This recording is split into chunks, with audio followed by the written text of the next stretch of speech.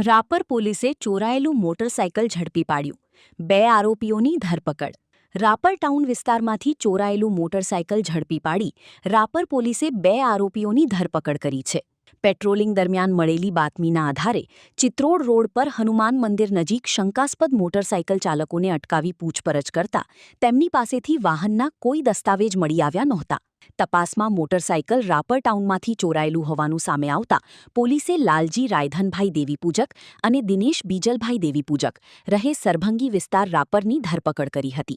પોલીસે અંદાજે ₹25,000 કિંમતનું હીરો સ્પ્લેન્ડર પ્લસ મોટરસાયકલ કબજે કરી BNS કલમ 303/2 હેઠળ ગુનો નોંધી વધુ તપાસ હાથ ધરી છે.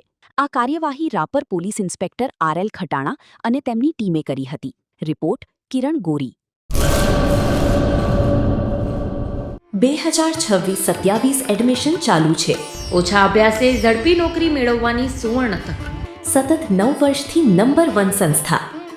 અનેક વિદ્યાર્થીઓ સરકારી નોકરી મેળવી ચૂક્યા છે. ફાયર સેફટી કોર્સની થિયરી અને પ્રેક્ટિકલ તાલીમ સચોટ રીતે આપતી એકેડમી એટલે Gujarat industrial fire and safety academy. પ્રવેશ લાયકાત ધોરણ 10 થી 12 પાસ.